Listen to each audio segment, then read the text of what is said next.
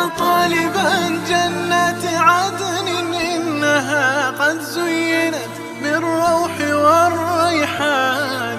وحد لربك إن أردت دخولها، واصدح ورتل آي ذا القرآن. والبر بالأبوين يوجب جنة، والوصل بالأرحام والجيران. أما الصلاة فهي نهر دائم يقضي على الآثام والأدران.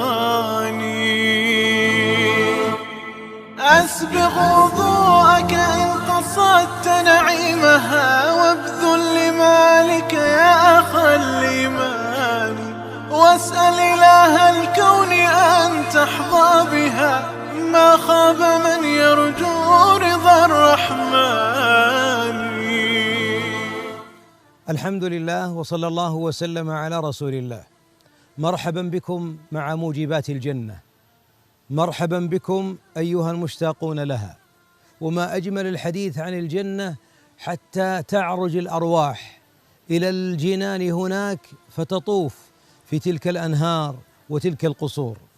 اليوم معنا موجب من موجبات الجنة، ألا وهو أداء فرائض الإسلام. لماذا نقول ذلك؟ لأن الحبيب صلى الله عليه وسلم أخبر كل من سأل عن الإسلام، عدد له أركان الإسلام، وخيرها ذاك السائل بين أن يزيد نوافل أو أن يقتصر على الفرائض، فأعلن كثير ممن سأل أنهم لا يزيدون، فقال لأحدهم: أفلح إن صدق. أتى رجل ثائر الرأس يسأل الحبيب صلى الله عليه وسلم عن الإسلام، يسأله عن الإسلام، فأول ما أخبره إقام الصلاة، وأخبره أن للصلاة نوافل، قال مخيرا له: أو تزيد، أي تقيم الصلاة أو تزيد، الصيام أو تزيد، الزكاة أو تزيد. قال: لا أزيد، والذي بعثك بالحق لا أزيد. قال: أفلح إن صدق، وفي رواية: دخل الجنة إن صدق. أتاه رجل يسأل أيضا: إن أقمت الصلاة وصمت رمضان وأحللت الحلال وحرمت الحرام أأدخل الجنة؟ قال: نعم. هذه رسالة لذاك الذي فرط في الفرائض وتمسك في النوافل. بعض الناس انقلب عليه فهمه، فهو في الفرائض ضعيف، تجد في أخلاقه عالي، تجده في الصلة عالي، لربما هو في أبواب البر كثيرة، لكن مشكلته أنه لا يصلي، أنه مستطيع على الحج ولا يحج، أنه عليه رمضانات وليس رمضان واحد بسبب التسويف والتفريط، وبعضهم يستهين بصيام رمضان. يا عشاق الجنان، أول ما سيسألكم الرحمن عن كل عمل سيسألكم عن كل ما افترضه عليكم.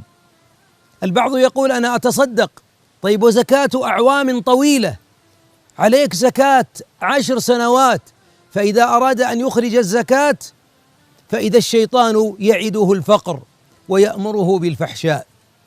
لذا يا راغب الجنان ويا مشتاق إلى دخول جنات النعيم، اسأل نفسك محاسبا: هل أنا مؤد للفرائض على الوجه الكامل؟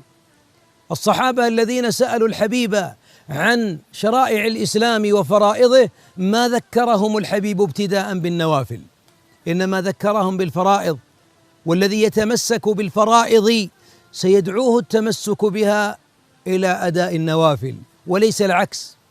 البعض منا في رمضان تجد أنه يحرص على صلاة التراويح مع أنه قد نام عن الظهر وعن العصر. أي فقه هذا؟ هذا فقه أيها الأحباب منكوس، وهو من تزيين الشيطان، حتى إذا فرطنا في النوافل في الفرائض أشغلنا بالمباحات والنوافل. تمسك يا عبد الله بالفرائض وحاسب نفسك عليها، فإنها موجب من موجبات الجنة وسبب لدخول أبواب الجنة. يا رب نسألك الجنة ونعوذ بك من النار.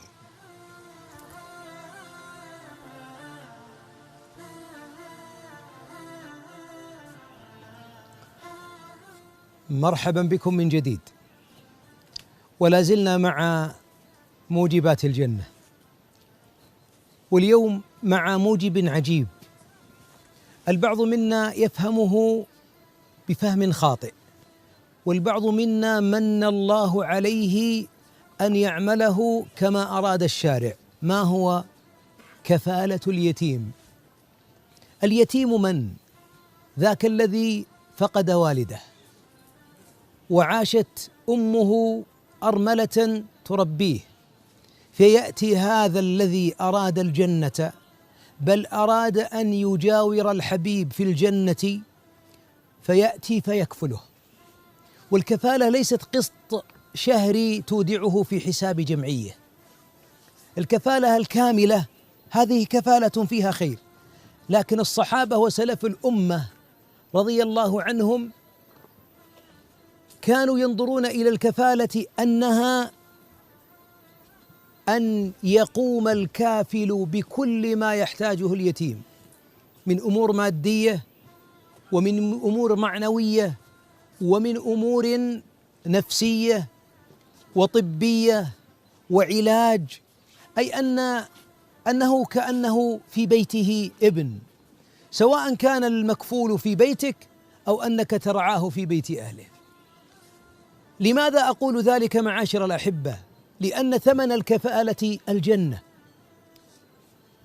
أجرة الكافل الجنة، بل إنك مع محمد عليه الصلاة والسلام قال عليه الصلاة والسلام: أنا وكافل اليتيم هكذا في الجنة، فأشار بالسبابة والوسطى وفرج بينهما عليه الصلاة والسلام.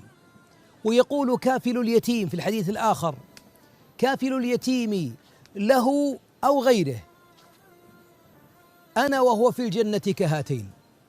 إيش معنى له أو لغيره؟ أي سواء الذي كفل اليتيم كان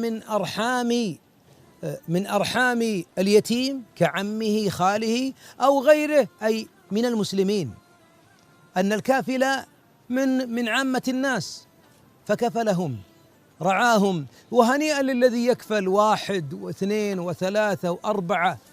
والله معاشر الأحبة، إن اليتيم لربما أجره أعظم من أجر تربية أبنائك أحيانا. وبعض الأبناء في حياتك يطيشون ولربما يطغون عليك، أما اليتيم المنكسر فلربما لأن الدنيا صدعت قلبه لربما يكون ألين في التربية. ودائما الأيتام عظماء. أتدرون لماذا عظماء؟ لأنهم ما عاشوا دلال الأغنياء، وما عاشوا دلال الأغنياء تربويا أو عاطفة. لأن اليتيم أحيانا إذا فقد والده في الحياة التفت فإذا هو يشعر بالخوف، فالكافل يضمه إليه ويسكن روعه ويمسح دمعه ويمس على رأسه ويقول: أنا لك بعد أبيك أب. وهنا كانت الجائزة الجنة. فابحث أيها المؤمن، ابحث عن باب من أبواب هذا الأجر. وفي الحديث يقول صلى الله عليه وسلم: أنا أول من تفتح له باب الجنة، فإلا أن امرأة تبادرني، يعني تدخل معي وتزاحمني، ماذا تقول؟ قعدت على أيتام لي. الله أكبر، هي أرملة تركت كل زهرة الدنيا لتقعد على أيتامها. أين مستقرها؟ ليس في الجنة، بل تدخل مع باب يدخل منه محمد عليه الصلاة والسلام. يا رب نسألك الجنة يا أكرم الأكرمين. يا طالبا جنة عدن إنها قد زينت بالروح والريحان، وحد لربك إن أردت دخولها، واصدح ورتل آي ذا القرآن. والبر بالأبوين يوجب جنة، والوصل بالأرحام والجيران. أما الصلاة فهي نهر دائم يقضي على الآثام والأدران.